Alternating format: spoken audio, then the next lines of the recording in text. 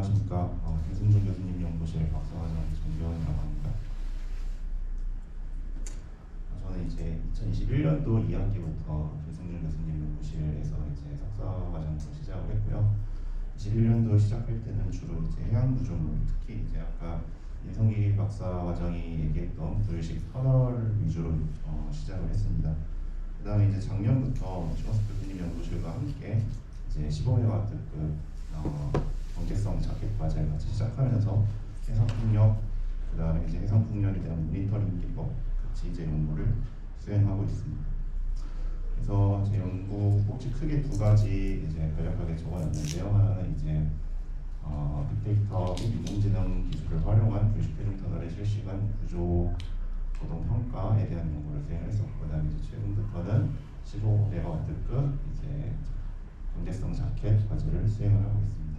자세한 제가 어떤 연구를 수행했는지에 대한 거는 이제 따로 다시 설명을 드리도록 하겠습니다. 먼저 이제 불식 터널에 대한 내용인데요.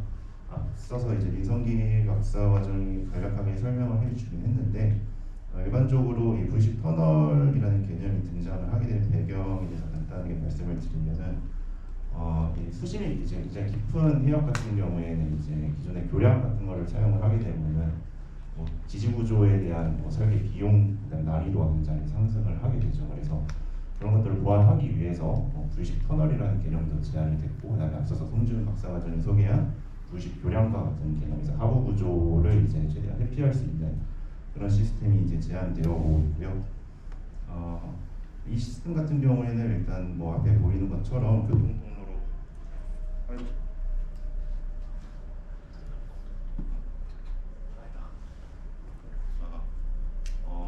교통통로로 활용되는 터널 튜브가 하나 있고, 그다음에 얘가 이제 파도가 이제 치게 되면은 이제 흔들리게 되니까, 그리고 또 떠내려갈 수 있으니까 위치를 고정시켜주는 계류선으로 일단 기본적으로 구성은 그렇게 되어 있습니다.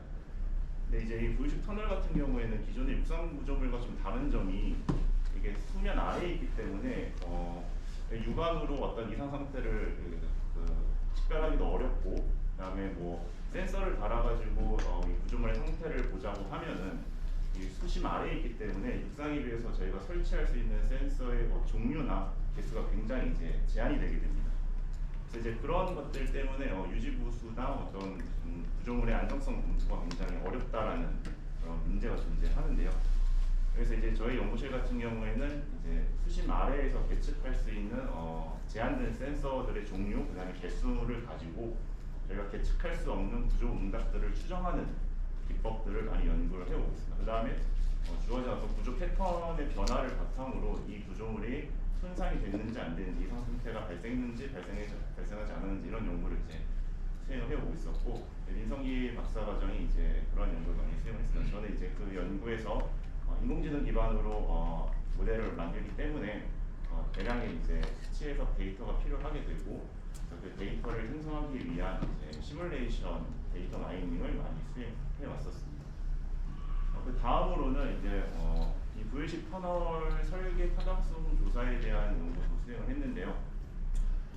적절한 터널 직경, 아까 터널 직경에 대한 질문도 하셨는데, 20m, 13m 정도의 터널 직경이 있을 때 터널 두께라든지 아니면 재료, 그다음 계류선을 어떻게 배치하고 어느 정도의 간격으로 배치했었을 때 기존의 어떤 교통 시설물, 예를 들어서 유사 시스템으로 본다면 불식 교량에 대한 그런 설계 기준들, 사용성 기준들, 그다음에 계류선으로 연결되어 있기 때문에 텐션 레그 플랫폼 같은 것은 어떤 계류선 설계 기준들, 그런 것들을 만족시킬 수 있는 그런 계류 설계 타당성 조사를 수행을 했었습니다. 그래서 적절한 계류선 설계나 아니면 터널 설계를 수행을 했었고요. 마찬가지로 해양 구조물 같은 경우에는 아시다시피 이제 굉장히 다양한 로드 케이스를 고려를 해야 됩니다. 그리고 각각의 로드 케이스마다 수치해석 기반으로 시간 영역 해석을 수행을 하는 게 사실 계산 코스트가 굉장히 크게 요구되거든요. 그래서 이런 점들을 좀 보완하기 위해서 초기 설계를 위해서 좀 어떤 단순화되는 몇몇 과정들을 도입을 해서 해석적으로 어떻게 이제 얘네들을 풀 수 있을까, 그런 연구도 수행을 했었습니다.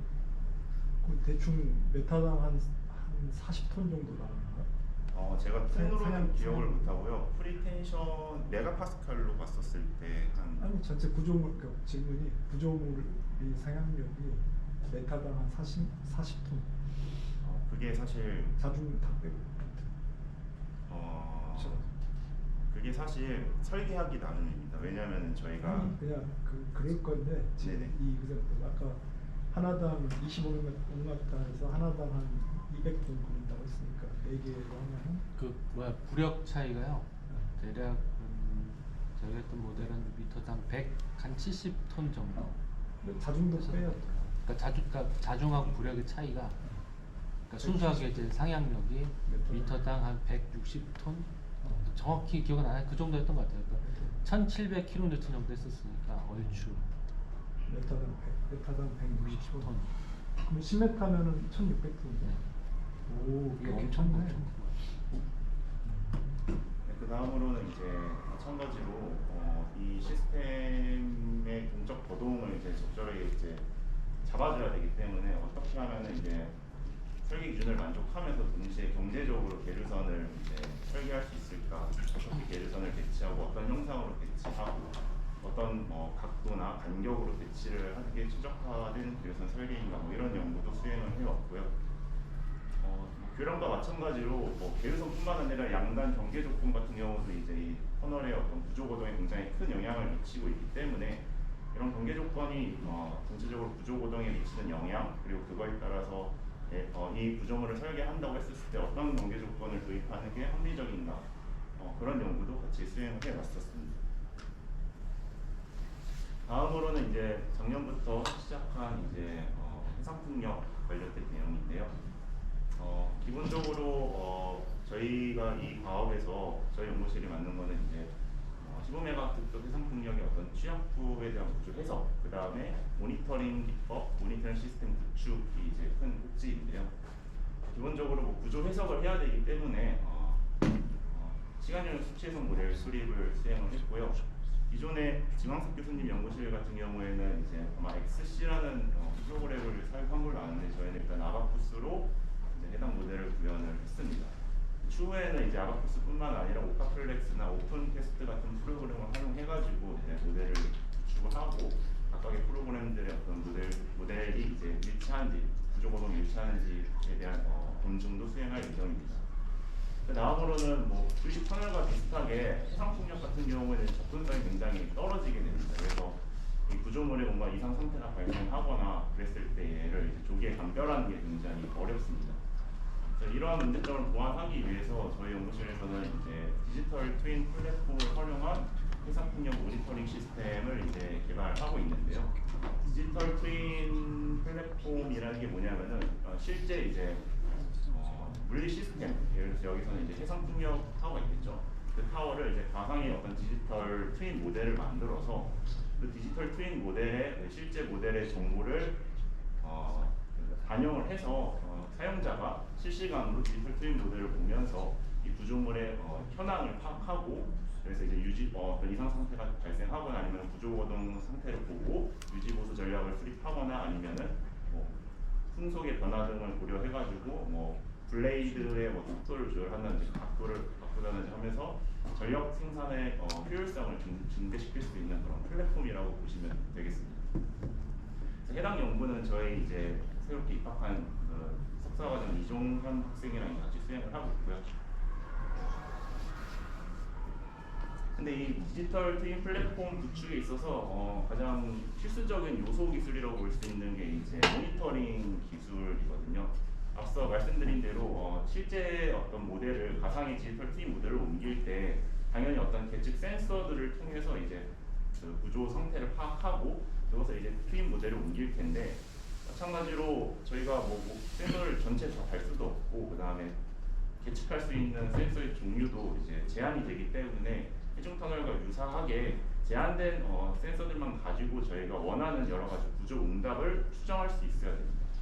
근데 우리 그 센서 어레이 그 설계하는 거 그거 들어있죠. 근데 그러니까 내가 그쪽에다 넣어놨는데 그거가 그 안을 이제 해외나 뭐 그 비교를 해가지고 안을 셋업해 주는 게 되게 중요하거든요. 조만간 그 해수부 쪽하고 해가지고 그 이제 해상폭력 부종을 모니터링이나 진단할 때 필요한 그 센서 그 요구 조건 같은 거 그 작업을 하려고 그래요. 그래서 여기서 안을 만들어서 해주면 되게 유용할 거예요. 저희가 지난번 저희 미팅 때도 왜 선행 연구대 조사해가지고 센서 어떤 거 배치됐었고 어디 있고 네. 이런 것들 정리해 놓은 게 있는데 선행 연구 먼저 답변 드리면 기본적으로 주로 손상 탐지에 대한 연구가 주로 있었고 그런 경우에는 가속도랑 변형률계를 주로 사용을 하더라고요. 그래서 아마 손상 탐지를 목적으로 한다면은 그 정도면 가능할 것 같은데 미계측 응답 예측, 그러니까 실시간으로 얻어지는 데이터를 갖고 저희가 뭐 예를 들어서 구조부의 어떤 응력을 계산한다든지 아니면 발력을 계산한다든지 할 때는 그런 연구가 찾아볼 수가 없었습니다. 그래서 저희가 좀 선행 연구를 수행을 했고 그 경우에는 가속도나 변형률만으로는 좀 정확하게 추정하기 어렵다고 판단이 들어서 수면 위에서 저희가 좀 추가적으로 변이나 이런 거는 계측이 가능하잖아요. 그런 데이터를 좀 추가로 활용을 했습니다. 매우 어려워요. 그러니까 이거는 그러니까 고정적으로 설치할 수 있는 위치가 아니고 처음엔 나도 될 수 있을 거로 생각했는데 필드 나가면 거의 불가능해요. 그러면 좀 고민을 해보겠습니다. 만약에 변이가 계측이 된다면 이제 그런 것도 충분히 수면 위에서의 변이만 갖고 절대 안 될 거예요. 일단 그래서 그 저희가 계측할 수 있는 어떤 데이터를 가지고 미계측 응답에 대한 구조 응답 계측 기법을 개발을 하고 있고요. 그다음에 말씀드린 것 같이 취약부 손상 탐지와 같은 이상 탐지도 이제 확인할 수 있는 그런 이제 알고리즘도 같이 개발을 하고 있습니다. 이제 향후 연구 계획인데요. 먼저 구식 터널 같은 경우에는 이제 직선형 터널 같은 경우 이제 길이가 길어질수록 이제 파력에 의해서 모멘트가 굉장히 크게 발생을 하게 돼서 실질적으로 그 응력 같은 게 이제 재료가 버틸 수 없는 수준까지 가게 되는데 그래서 두께를 이제 뭐 늘리자고 하면 이제 너무 또 비효율적이 되니까 곡선형으로 이제 저희가 한번 배치를 해봤습니다. 그랬더니 이제 모멘트가 굉장히 줄어들고 그 힘이 이제 충력으로 변화가 되는데 결국 결론적으로 최종적으로 발생하는 최대 응력은 이제 특정 길이에서는 이제 굉장히 감소되는 효과를 발견했습니다. 그래서 그런 점에 주목해서 앞으로 이제 곡선형 불식 터널의 구조 보정 및 설계 타당성 조사에 대한 연구를 수행할 계획이고요. 그다음에 앞서 이제 시간 용역 해석 모델 해상 풍력에 대한 모델 수립을 이제 5메가와트급 레퍼런스 모델을 가지고 이제 수립했는데 15메가와트급에 대해서 이제 단순히 여러 가지 이제 통합 파중을 반영할 수 있는 풍파랑 주류 그다음에 동력 파중을 연계해서 시간 영역 수치해석 모델을 수립할 예정입니다. 이거는 이제 오카플렉스랑 오픈캐스트를 활용해가지고 이제 수립을 할 예정이고요. 업계에서는 최현욱 교수님 내려가지. 네. 그다음에 여기 이제 하여튼 핵심은 지금 아주 두 개인데 하나는 분리형 석션하고 하나는 그냥 3파일 자켓이고 근데 거기 이제 내가 관심 가지고 있는 건 분리형 석션 쪽에 관심 가지고 있고 지금 모델 만들어 놓은 데서 분리형 석션 연결할 때 뭔가 어떻게 되는가 그런 것도 지금 하고 반영하도록 하겠습니다. 그다음에 이제 앞서서 송준 학생이 소개했던 보직 교량 같은 경우에도 저희가 그 연구팀에 소속이 되어 있어서 보직 교량에서 경계 조건과 기류 타입에 대한 어떤 거동 특성 분석을 하고 불식 터널과 유사하게 어떤 조합이 가장 효과적으로 설계 조건을 만족시킬 수 있는지에 대한 전략 수립에 대한 연구를 수행할 예정입니다. 네, 플로팅 브릿지에서 컬렉터 사이 간격이 한 어느 정도 되면 서로 상호 포텐셜 인터랙션이 없어집니다. 아 그거는 이제 그것도 대략 그거는 이제 부식 교량에 국한된 건 아니고 일반적인 어떤 대략 기준이 있는데 제가 숫자 정확히 모르겠는데 그것도 아마 직경의 그러니까 실린더형 직경의 5배인가 뭐 그 정도면은 네, 약간 뭐 막 그런 개념으로 비유적으로 이제 좀 제시된 것들이 좀 몇 개 있어요. 근데 물론 그것도 이제 타장에 따라 달라지긴 하는데 네. 저희가 그때 그 보통의 이제 일반적인 교량의 뭐 스페이스가 막 50m 정도 내외라고 보면은 그 정도면은 충분히 뭐 인터랙션은 고려하지 않아도 되는 수준인 것 같아요. 50m. 한별이 갈지 누가 할지 모르겠는데 그 이론 모델도 할 수 있을 것 같아요. 그래서 막 빌드업 해보고 기존 계산하는 거 한번 맞춰보고. 네.